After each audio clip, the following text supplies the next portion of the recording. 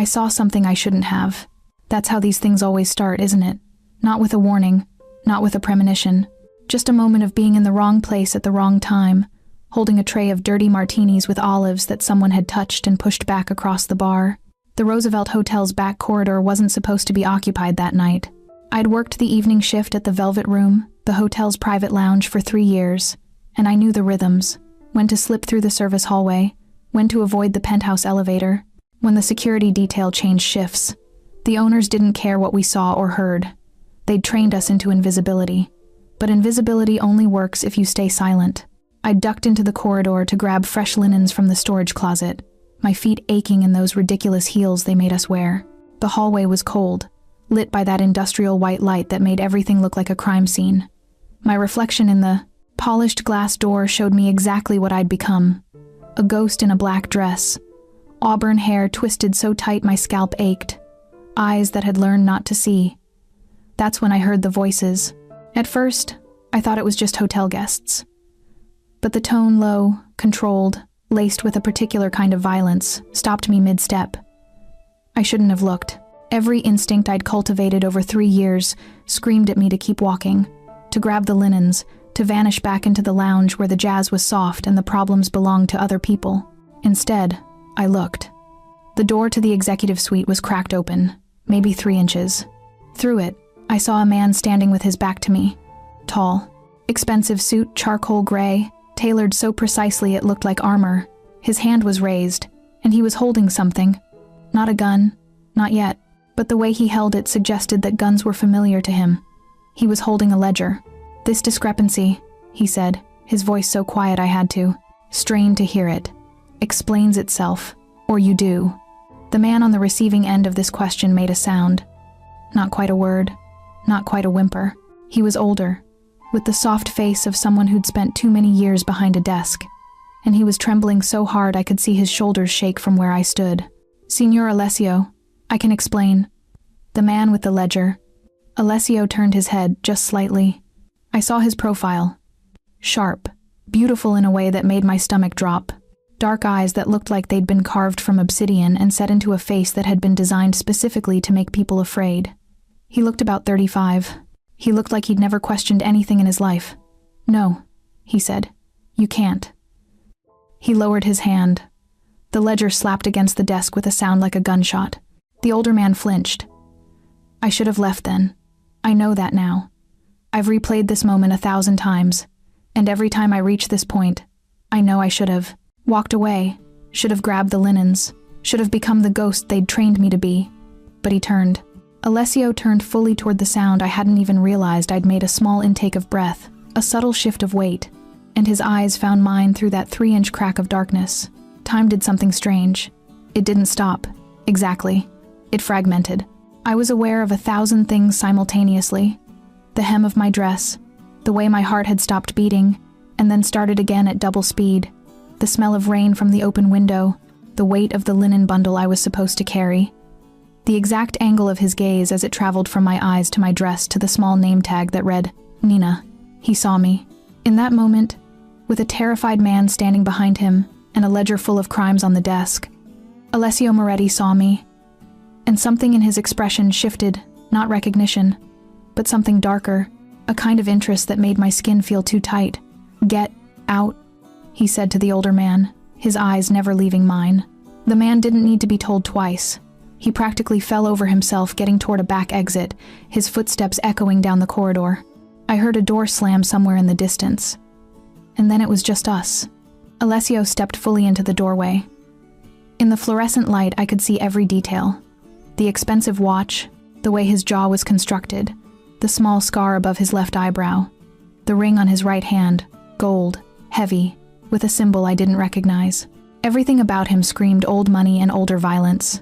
"You work here," he said. Not a question. I couldn't make my voice work. My mouth was dry. I was supposed to say yes, probably. I was supposed to apologize, to explain myself away, to make myself smaller and less seen. That's what I'd been trained to do. Instead, I said, "I saw something." His expression didn't change, but something flickered behind his eyes, a kind of dark amusement. "Yes," he agreed. "You did." He stepped closer. Just one step, but it was enough to close the distance between us. I could smell him now, cologne and cigarette smoke, and something underneath that like rain-wet stone. "What's your name?" he asked. "Nina," I whispered, even though he'd already read it from my tag. "Nina," he repeated, as if tasting the word. "Are you smart, Nina?" I realized, in that moment, that I was being offered a choice. He was asking me something that wasn't really a question at all.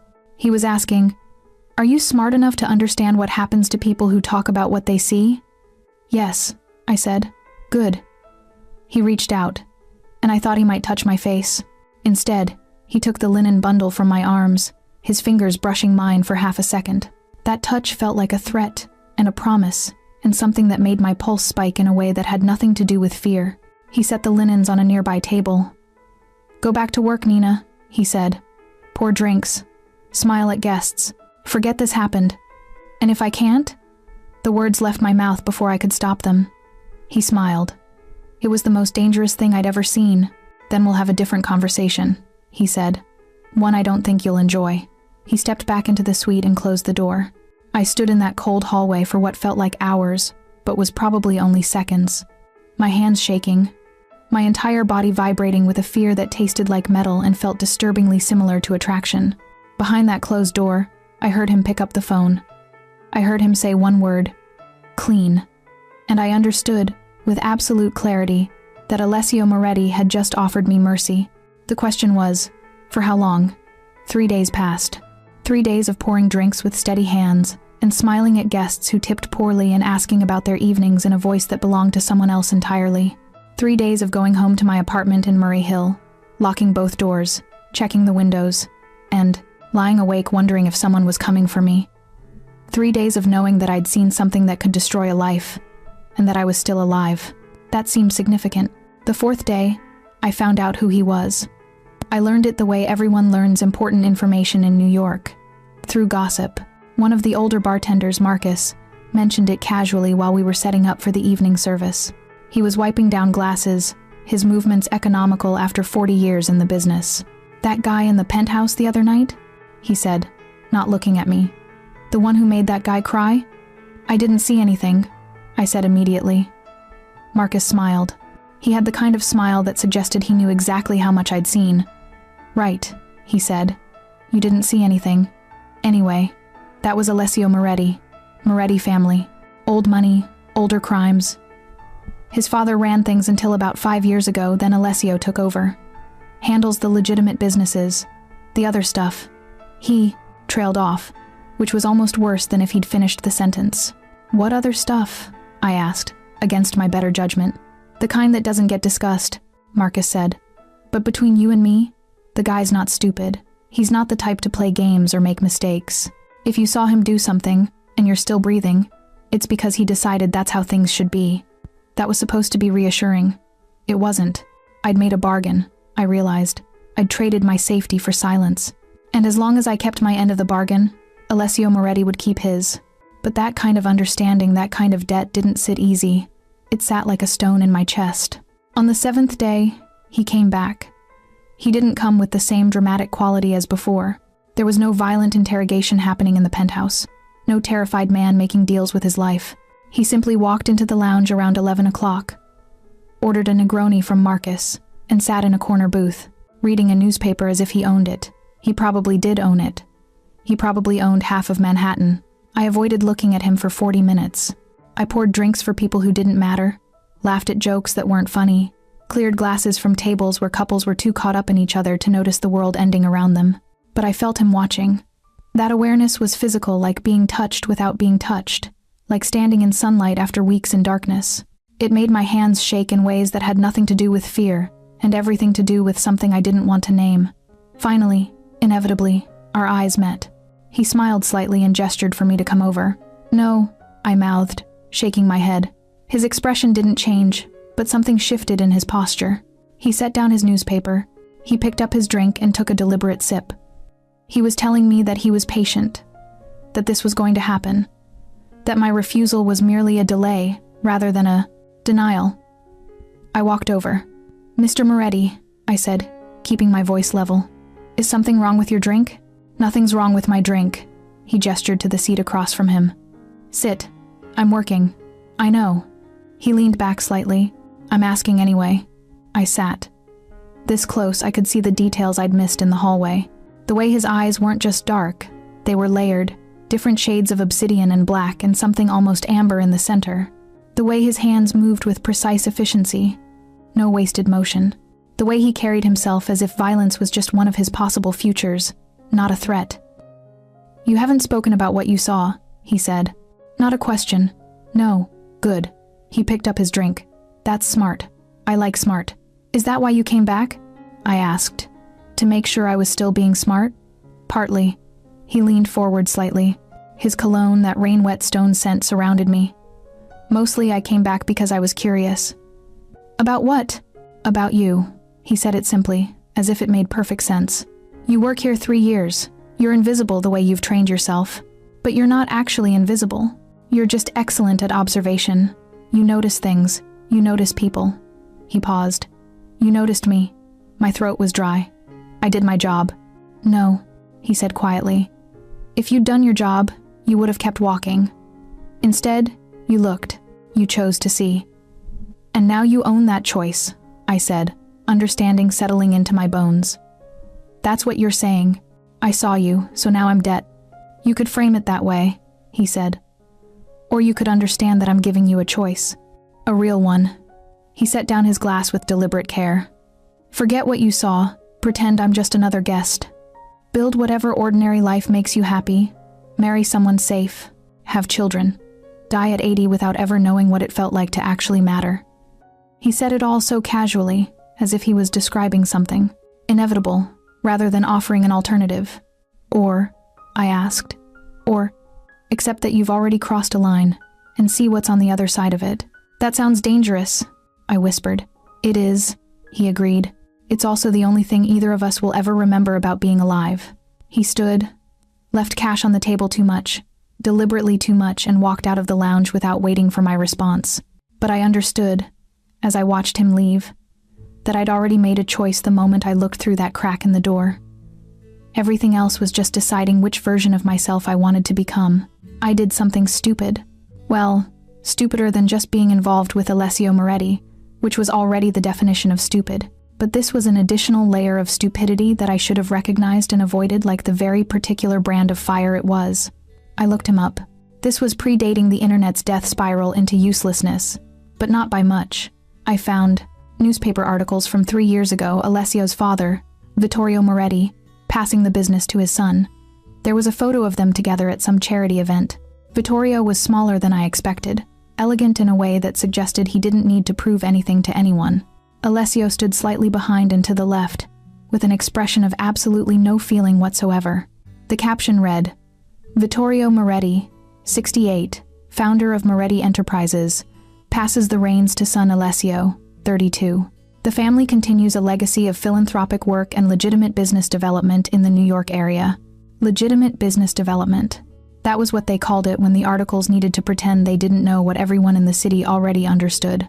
The Moretti family had made their money the way most old money in New York had made theirs, through criminal enterprise, corruption, and the strategic elimination of obstacles. The difference was that Alessio had actually mastered the art of looking respectable while remaining fundamentally unredeemable. I found exactly one personal detail that seemed to matter. He'd never married. No long-term relationships in any of the society pages. No scandals with women. He was, by all accounts, romantically unavailable in the way that suggested either celibacy or the kind of casual cruelty that made people keep their distance. I told myself this was good information to have. I told myself it was important to understand the architecture of someone before you let them into your life. I was lying to myself. The truth was simpler and more damaging.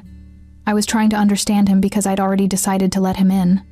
I just hadn't admitted it yet. The next time he came to the lounge, I was ready. Or as ready as anyone can be to surrender to a man who traffics in violence the way other people traffic in emotion. You look like you want to say something, he said, sliding into the booth before I could pretend I hadn't been, waiting for him. Don't. I'd rather you show me. Show you what? I asked. He picked up my hand, the one holding my notepad, and placed a key in my palm. The Roosevelt, he said. Penthouse suite. Midnight. And then he was gone. I didn't go. I told myself I wouldn't go. I spent the evening telling myself every rational reason why midnight rendezvous in penthouse suites with known criminals was a decision that ended badly. I thought about the stories, not the ones in the papers, but the ones Marcus had hinted at. Women who'd gotten involved with powerful men, women who'd disappeared or changed or learned too late that they'd been playing a game with rules they didn't know existed. At 11:47 p.m., I was in a taxi heading toward the Roosevelt. At 11:58 p.m., I was standing in front of the penthouse elevator, the key burning in my hand like it was radioactive. At 12 a.m., the doors opened, and I stepped inside. The penthouse wasn't what I expected. I'd anticipated dark wood, leather, the kind of aggressive masculinity that gets expressed through interior design. Instead, it was pale, minimalist, enormous windows that showed the city laid out like a circuit board of light. And everywhere, plants. Not houseplants, real gardens, roses and jasmine and things I didn't have names for, creating pockets of living warmth in all that clean, cold space. Alessio was standing by one of the windows, silhouetted against Manhattan. "You came," he said, not turning around. "You knew I would." "Yes." He turned then. In the darkness with the city lights painting him in electric blue and gold, he looked almost human. But knowing and having it happen are different things. He walked toward me slowly, which was somehow more threatening than if he'd lunged. Each step was deliberate. By the time he reached me, I was holding my breath. "This is the part where you get to decide," he said quietly. "Whether this is something that happens between us, or whether it's something I do to you. The difference is consent. Small word, enormous implications." "What do you want?" I asked. "Everything," he said. "Eventually, but right now, I want to know what you taste like." He kissed me. It wasn't tender. It wasn't romantic. It was a taking, a claiming, a statement of intent expressed through the grammar of his mouth against mine. His hand came up to the back of my neck, and he held me there while the world reorganized itself around the point of contact between us. When he pulled away, I couldn't remember my own name. "Who are you?" I whispered. "Someone who collects things," he said. "Beautiful, dangerous, singular things. I think you might be one of those things. That doesn't sound like love." "No," he agreed. "It doesn't. Love is what ordinary people settle for when they can't have something better. I'm offering you obsession, protection, a life that doesn't look like anyone else's." He stepped back, and I realized I was shaking. "You can leave right now," he said. "Walk. Away. I'll never bother you again. You'll be safe and ordinary, and you'll spend the rest of your life wondering what it would have felt like to stay." He gestured toward the elevator. "Or you can stay," he continued. "You can let me teach you what it means to be worth protecting, and in exchange, you'll learn that the world is darker and more beautiful than you ever imagined it could be." I looked at the elevator. I looked at the door to the gardens. I looked at Alessio Moretti, who was offering me damnation wrapped in silk. I chose him. Not because I loved him. Not because I was naive enough to think this would end happily, but because the alternative returning to invisibility, to safety, to ordinary, suddenly felt like the cruelest fate anyone could offer. I stepped toward him, instead of toward the door.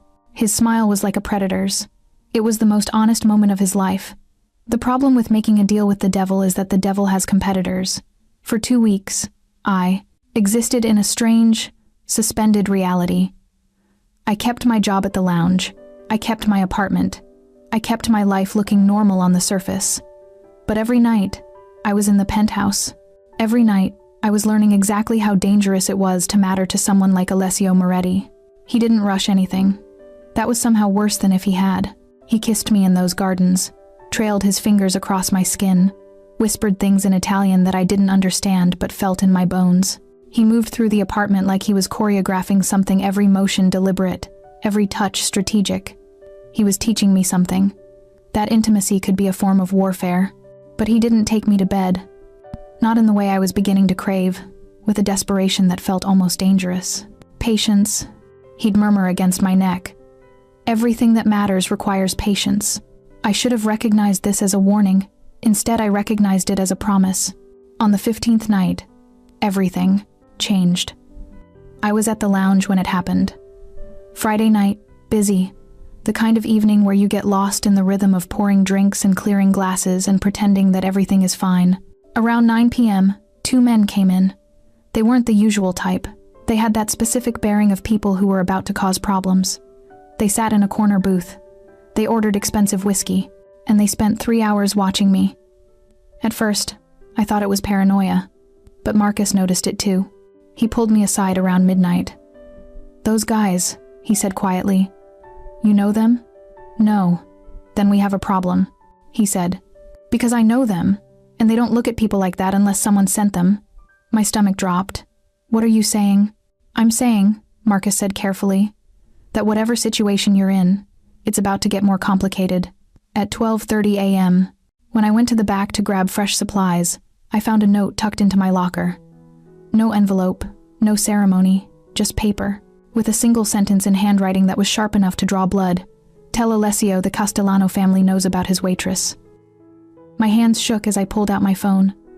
I called the penthouse. No answer. I called again. Nothing. I was trying to figure out my next move when my phone buzzed with a text from an unknown number. "Get out of the lounge. Now, go to the Roosevelt, penthouse. Don't tell anyone." I didn't ask how Alessio had sent this message when he hadn't answered my call. I didn't waste time wondering how he knew I'd be in danger. I simply walked up to my manager, told him I'd gotten sick, and left. The night air outside the lounge was cold enough to make me gasp. I was so focused on the street ahead that I almost didn't notice the car pulling up beside me. The window rolled down. It was the man from the back corridor, the one I'd seen Alessio intimidating what felt like a lifetime ago. "Get in," he said. His name was Giuseppe.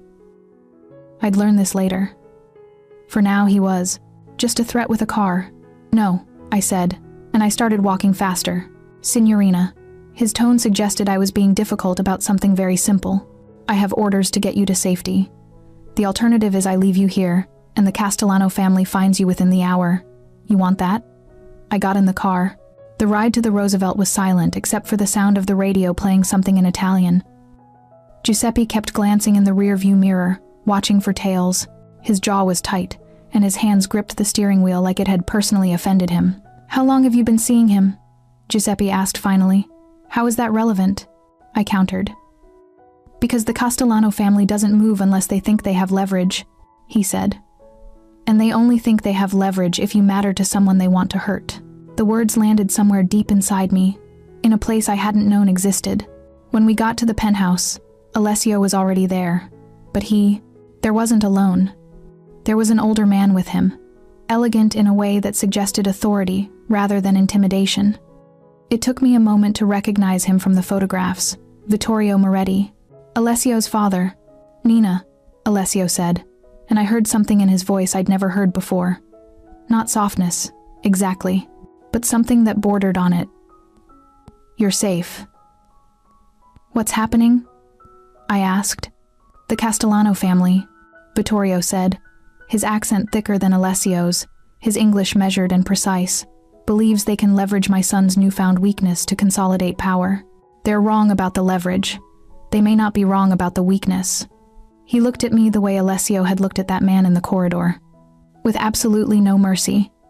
"Who are you?" he asked. "Nina," I said again, because it was the only true thing I knew. "Specifically, a waitress." Vittorio glanced at his son. Alessio didn't respond. "I see," Vittorio said. Something that might have been amusement flickered across his face. "You've chosen someone with no connections, no leverage of her own, no way to be useful except by being a target." "Yes," Alessio said quietly. "Foolish," Vittorio said, "and potentially catastrophic." "Perhaps," Alessio agreed. "But she's mine now, which means anyone who threatens her dies." The words fell into the penthouse like stones into still water. Vittorio studied me for a long moment, and then, slowly, he smiled. "Good," he said. "We'll make use of her." Something in that sentence terrified me more than anything that had come before, because I understood, in that moment, that I wasn't Alessio's weakness to be managed. I was about to become a weapon. Vittorio Moretti's plan was both elegant and absolutely calculated to destroy me. "The Castellano family thinks you're a weakness." He'd explained that first night, pacing the penthouse like a general mapping strategy. "We'll let them continue thinking that, but we'll use that assumption against them." "How?" I'd asked, though I could already feel the trap closing. "You'll become inseparable from Alessio. Publicly, every major event, Every meeting with business partners, every restaurant and charity function where people see you. He'll treat you like you matter, like you're protected, like harming you would be tantamount to declaring war. And then, Vittorio said, we'll have made you so visible, so clearly his, that the Castellano family will realize you're not leverage, you're a partner, and partners are far less useful as hostages. What he didn't say was that this plan required me to become something I'd never been, visible. I moved out of my apartment in Murray Hill. Alessio had clothes brought to the penthouse designer, things that cost more than my rent. He had a stylist arrive to cut and color my hair, transforming the muted auburn I'd been cultivating for invisibility into something that caught light and demanded attention. You're afraid, he observed on the pause. Third day. Watching me study my reflection in the penthouse mirror, I looked like a different woman. Sharper, more dangerous, more his. Of course I'm afraid, I said. Your father wants to use me as bait. Bait implies weakness, he said, coming to stand behind me. He placed his hands on my shoulders, and I felt something inside me still. He's using you as a statement. There's a difference. Semantics. Yes, he agreed, but powerful ones. People believe what they're told they should believe. If you walk into a room on my arm, if I touch you the way I want to touch you, if I look at you like you're the only thing worth seeing, then people will believe you're important. You'll stop being bait. You'll become protected. Except I won't be, I said. I'll just be more visible when they come for me. He turned me around. His eyes found mine, and I saw something there that looked almost like understanding. Do you trust me? No, I said immediately. Good, he said. Trust is for people who haven't seen what I'm actually capable of. But you have. So what you have instead is knowledge. And knowledge is stronger than trust. The first public appearance was a charity gala at the Plaza Hotel. Black tie. Hundreds of Manhattan's elite. People who knew exactly what the Moretti family did and pretended not to know, because that was how the world worked. I wore a dress that cost more than my annual salary, charcoal gray, cut to emphasize the line of my throat, my shoulders, the small of my back. When Alessio saw me, he went absolutely still. What? I asked, suddenly paranoid about my appearance. Nothing, he said quietly. Everything. You're beautiful when you're terrified. I don't think you realize that. At the gala, he never left my side. His hand rested at the small of my back as we moved through the crowd. He introduced me to people whose names I forgot immediately. Bankers, politicians, women dripping in jewelry that represented the concentrated wealth of generations. This is Nina, he'd say, in a tone that suggested he was introducing them to something sacred. My person. Not my girlfriend. Not my date. My person. I watched the reactions carefully. Surprise on some faces, calculation on others, and on the faces of the men Vittorio had pointed out as Castellano associates, a kind of dark recognition. They understood what was being communicated. Around midnight, one of them approached.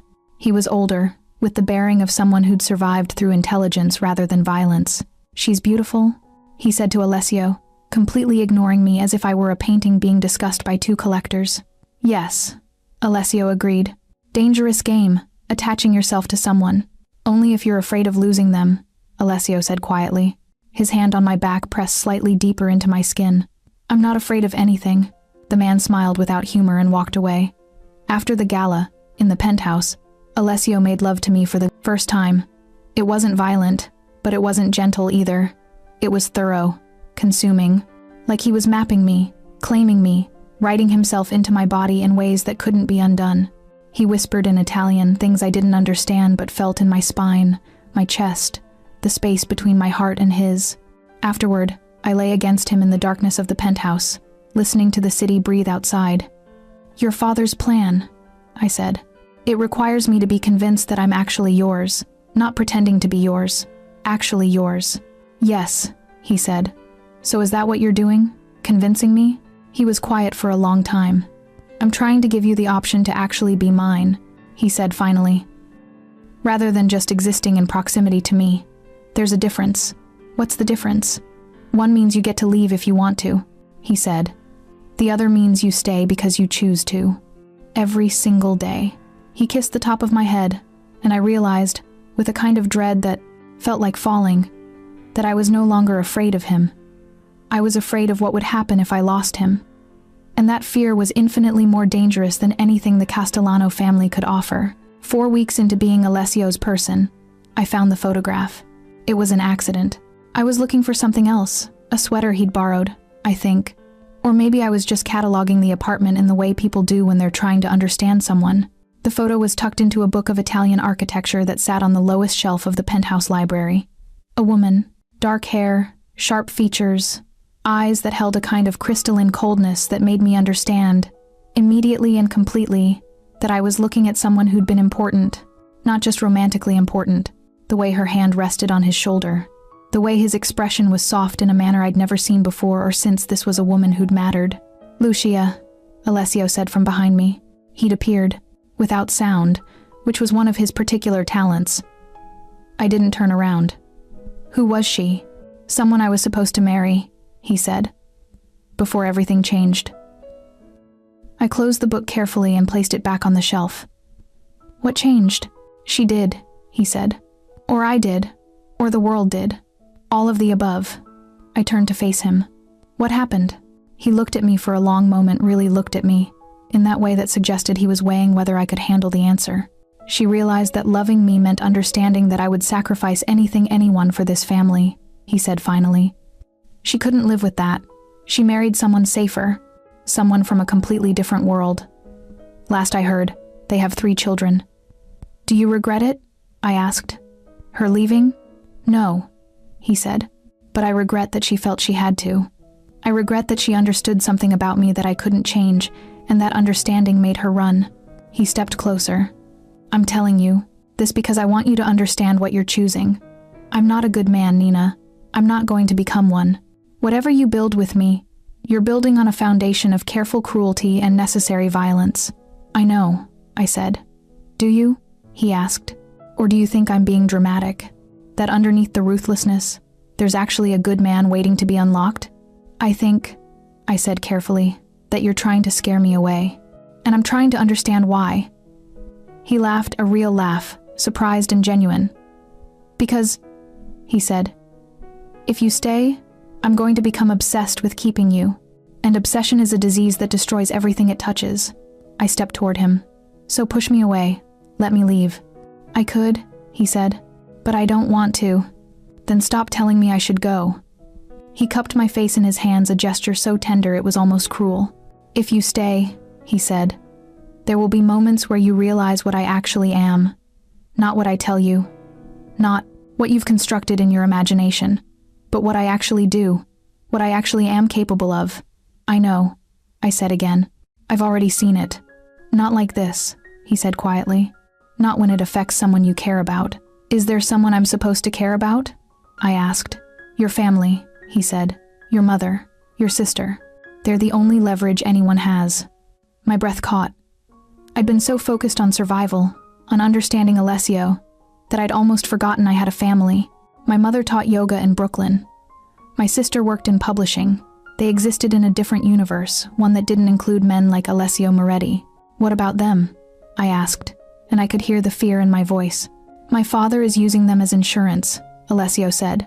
"Discreet surveillance, nothing violent. But if things go badly, if the Castellano family decides to move against you through them, my father has leverage." I felt something inside me crack. "You're using my family as insurance." "No," he said. "My father is. I'm telling you so you understand that I can't protect them the way I can protect you. Their exposure for me. Their risk." He said it without emotion, but I could hear the cost of the honesty beneath the words. "Can they leave the city?" I asked. "Yes," he said. "I'm working on it. I've already made arrangements. Your mother has been offered a teaching position in Miami. Very prestigious. The school is legitimate, not connected to us. They'll be safe there. And if I tell them to go, then they're safer," he said. "But you become untethered. You become just mine, with no other claims on you. Is that what you want?" He was quiet for a long moment. "No," he said finally. "What I want is for you to choose to stay even though you could leave. I want you to understand exactly what I'm capable of and decide that it's worth it anyway. That I'm worth it anyway." I looked at the man standing in front of me, the man who'd taught me that intimacy could be a form of warfare, that violence could be a language, that love and obsession were perhaps the same thing wearing different masks. I'll call them tonight, I said. I'll tell them to go to Miami. Relief flickered across his face. Thank you. But I'm not doing it because of your father's insurance policy, I said. I'm doing it because I need them to be safe. Because if they're in another city, in another state, then I can stop dividing my attention between protecting them and understanding you. He pulled me close. You're not good for me, he whispered against my hair. No, I agreed. But I'm exactly what you deserve. That night, I made the call. I told my mother that an amazing opportunity had opened up in Miami, that the money was too good to refuse, that I needed her and my sister to go immediately. My mother heard the weight in my voice and didn't ask questions. Will you be safe? She asked instead. Yes, I lied. Will you come see us? She asked. Yes, I said, and this time it might have been the truth. After I hung up, Alessio held me while I cried, and somewhere in the darkness of that penthouse, surrounded by the man I'd somehow fallen in love with, I understood that I'd just made myself completely his. There was no going back now. The betrayal came from inside. Vittorio called an emergency meeting in the penthouse's study, a room with floor-to-ceiling bookshelves, and a desk that looked like it had seen centuries of dark decisions. Alessio and I had been together for 6 weeks. I'd stopped questioning whether I should be at these meetings. I'd simply become a fixture, the woman who existed at the periphery of the Moretti family's empire. This time, I should have left. Alessio's hand on my arm held me in place as we waited for Vittorio to arrive. Through the study windows, I could see storm clouds gathering over Manhattan, the kind that come on suddenly and change everything. When Vittorio arrived, he wasn't alone. Giuseppe was with him and another man I recognized from previous meetings, Carmine, who handled the family's finances.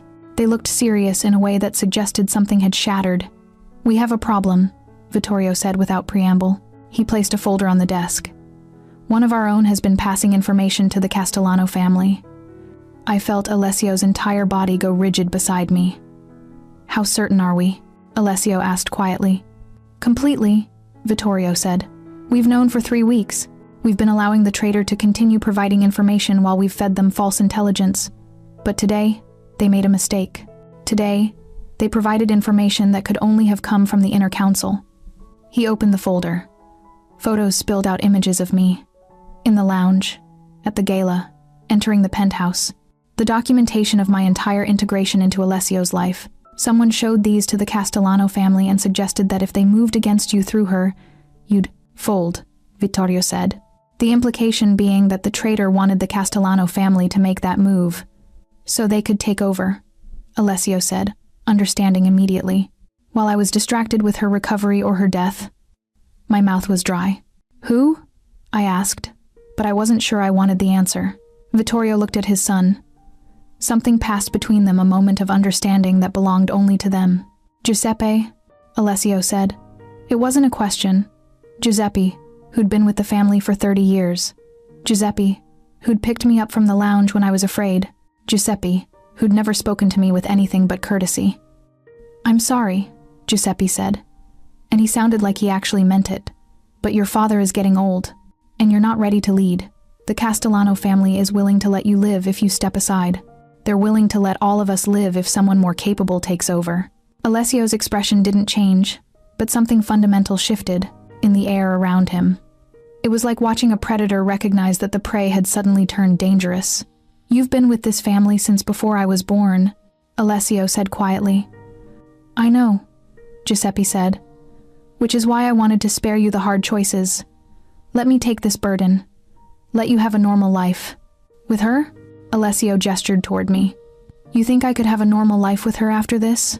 Something in the way he said it, something in the distance that had opened between us, made me understand that I was about to lose him. What happens to Giuseppe? I asked. Nobody answered. But I knew. I'd read enough about organized crime to understand how these things ended. Betrayal didn't have a future in this world. It had a conclusion, and that conclusion involved violence and finality. Wait, I said. Alessio, wait. He turned to me. His eyes were completely empty. Don't, I said. Don't do this. Do what? He asked. Enforce consequences? That's not optional, Nina. That's the foundation everything else is built on. Then the foundation is broken, I said. And you're just repeating the cycle. What cycle? He asked. The one where loyalty is rewarded and betrayal is punished? Yes. I'm repeating that cycle, and I'll keep repeating it for as long as I exist. And where does that leave me? I asked. You become a man who executes his oldest employees, and I'm supposed to what, applaud? Pretend that doesn't change who you are? It doesn't change who I am, he said. It confirms it. I told you I wasn't a good man. I told you that staying with me meant accepting necessary violence. Well, this is necessary, and it's violent. I looked at Giuseppe. He was standing very still, his expression resigned. He'd known this was how it would end. He'd made peace with it. Don't make her watch, Giuseppe said to Alessio. It was the first sign of the man I'd thought he was someone with some capacity for mercy. She needs to understand, Alessio said. She needs to see what actually happens when someone threatens what's mine. That's not understanding, I said. That's revenge. Yes, he agreed. It is. The two aren't mutually exclusive. He gestured to Vittorio, who left the study with Giuseppe. I heard the elevator open. I heard them descend. I didn't hear anything after that, which was almost worse than if I had. Alessio walked to the window. He stood there, silhouetted against the storm, looking at the city that worshipped and feared him in equal measure. You're going to leave, he said. It wasn't a question. I don't know, I said, and it was the truest thing I could manage. You should, he said, while you still can, while I'm still willing to let you. Why would you let me? I asked.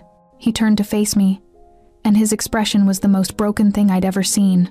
Because I just realized that everything I told you about myself was a lie, he said. Not because I was trying to deceive you, but because I was trying to deceive myself. I told you I was a certain kind of man. I was hoping that by telling you, you'd make me true. Alessio. Go, he said. Before I change my mind, before I decide that keeping you is worth becoming exactly the monster I've been pretending I'm not. The storm hit Manhattan then, rain slamming against the windows with the force of punishment, and I understood that I was being offered the mercy he'd offered Giuseppe the chance to leave before I disappeared completely. The question was whether I could take it. I didn't leave. That's the thing about breaking points, they're not always finite. Sometimes they break, and sometimes they shatter, and sometimes they just stand there suspended on the edge, waiting for something to push them over. I went to the bedroom. I lay down in a space that still smelled like Alessio, and tried to understand what I'd just witnessed. Not the implied violence to Giuseppe, my mind was doing its best to compartmentalize that away, but the fracture that had opened in Alessio. He'd shown me his own breaking point, and the breaking point looked like a man realizing he was exactly what he'd feared becoming. Hours passed. The storm continued, and then, around 3 a.m., he came to bed. He didn't touch me. He just lay beside me in the darkness, and I could feel the tension in him like electricity. Tell me I'm not that man, he said finally.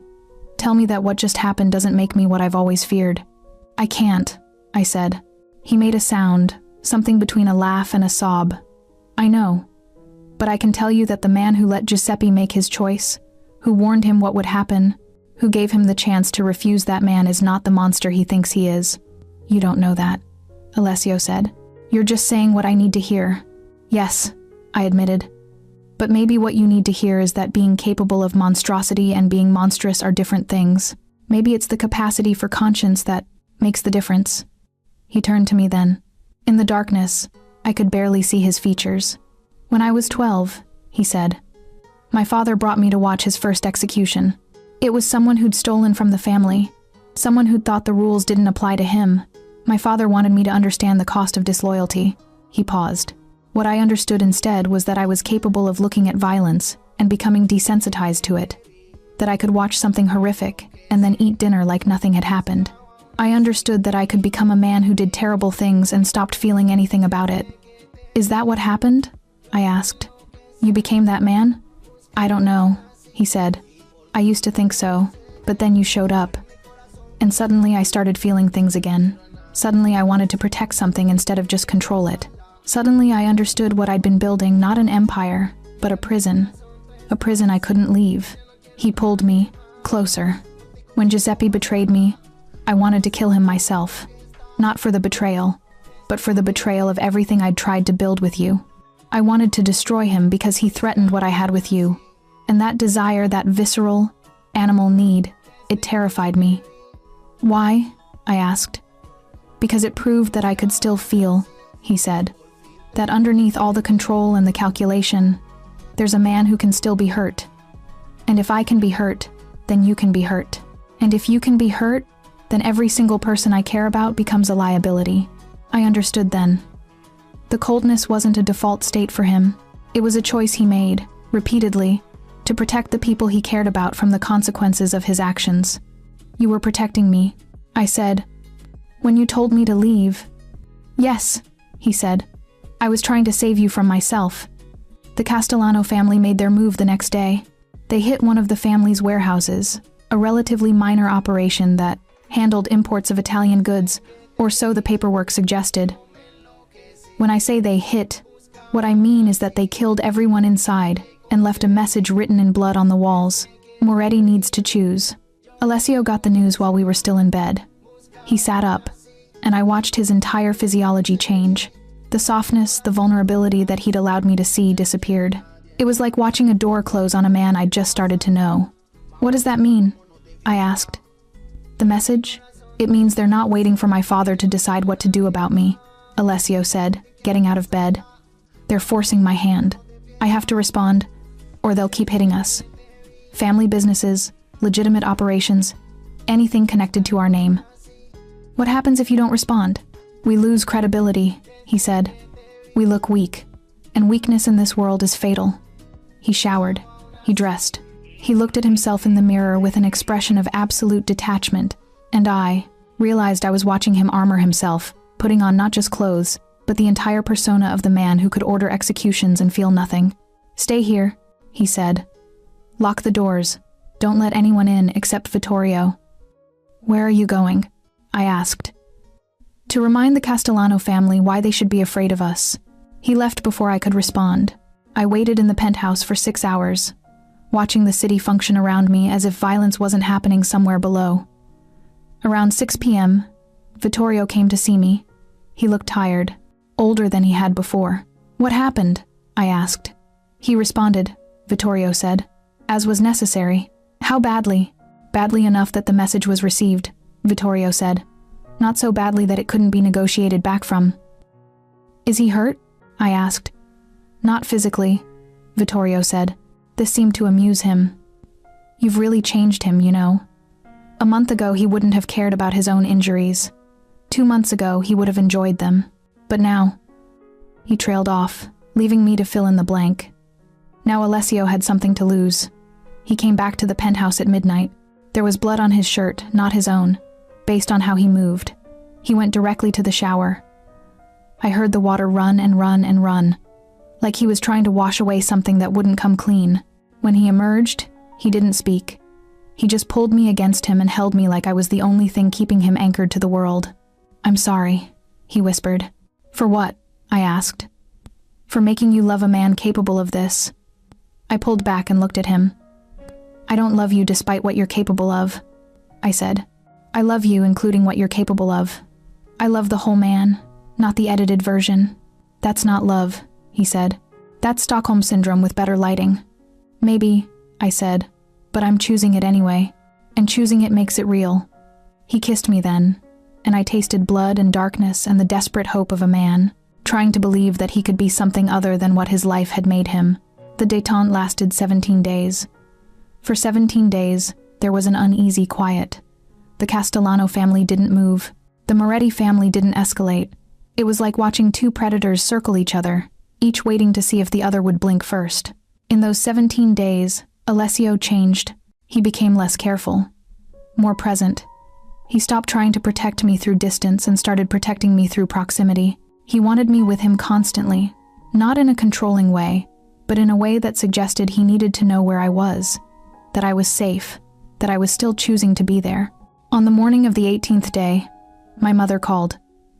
Nina, something's happening, she said, and I could hear the fear in her voice. There are people watching the apartment.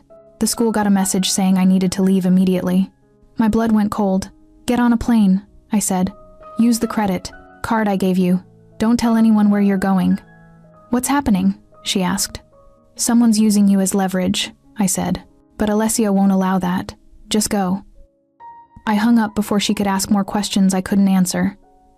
Alessio was in the study when I found him. He was on the phone, speaking in Italian. His voice, the particular tone that meant violence, was imminent.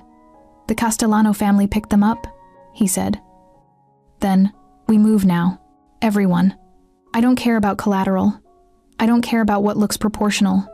They touched what's mine. He saw me and hung up the phone. Your mother and sister? I asked. Already in transit to a safe location, he said. The Castellano family made a move I didn't anticipate. They grabbed them from the Miami school an hour ago. Where are they now? I don't know yet, he said, but I will. And when I do, Alessio, don't, I said. Don't do something that can't be undone. He looked at me like I'd spoken in a language he didn't understand. They have your family. I know, I said, but you killing them in response doesn't save my mother and sister. It just makes you exactly the man you've been afraid of becoming. I'm already that man, he said flatly. Accepting it is just honesty. No, I said. There's a difference between being capable of violence and choosing it. You've been choosing it because you thought it was necessary. But it's not. We can find another way. He shook his head. You don't understand how this works. Then explain it to me, I said. Explain to me how violence saves anyone. It doesn't, he said. But it prevents them from doing this again. To who? I asked. To someone else? You can't prevent them from hurting anyone. You can only hurt them back. And then they hurt you back. And it never ends. Then what would you have me do? He asked, and there was genuine confusion in his voice. Just let them keep them? Let them use them as leverage for the rest of their lives? No, I said. But there has to be something between violence and surrender. Some negotiation, some exchange. With people who don't negotiate, Alessio said. With people who understand only power and pain. He picked up his phone again. Giuseppe, stand down. Prepare extraction instead. Negotiate the release if it's possible. If it's not. He paused. If it's not, then we go in quiet. No bloodshed. He hung up and looked at me. Satisfied? I don't know, I said. I just know that I don't want you to become someone who can hurt people and not feel anything about it. Too late for that, he said. But there was something in his tone that suggested I might have actually reached him. The extraction took 6 hours. 6 hours of waiting in the penthouse, of Alessio moving through the space like a caged animal, of me trying to understand what I was doing with a man who could order violence like it was nothing. At 8 p.m., my mother and sister arrived. My mother looked terrified. My sister looked angry. But they were alive. They were whole. Nobody had died in the retrieval. That had to mean something. I held my mother while she cried. I told my sister that everything was going to be okay, which was a lie. But it was the kind of lie that parents tell their children because sometimes the truth is too much. Alessio watched from the doorway of the penthouse, looking like someone who'd just realized what his life actually cost other people. You're leaving, he said to my mother. Tomorrow. There's a flight arranged. A house in Costa Rica. Everything is taken care of. What about Nina? My mother asked. Nina stays, he said. And when he said it, I understood that it wasn't a statement about what he wanted. It was a statement about what he was choosing. If she wants to. After my mother and sister were settled in a guest room, I found Alessio on the penthouse roof.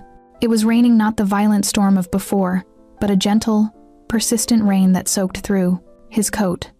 You saved them without violence, I said. This time, he said. But it doesn't change what I am. It just proves that I can choose different actions under certain circumstances. It doesn't make me good, Nina. It just makes me variable. I don't need you to be good, I said. I need you to be honest. And you're being honest. That's enough. He pulled me against him, and we stood in the rain while the city spread out below us like a circuit board of light and darkness. I love you, he said. The words seemed to cost him something. I know, I said. And I love you too. Not despite what you are, but because of all of it. The violence and the capacity for mercy, the ruthlessness and the ability to feel. All of it.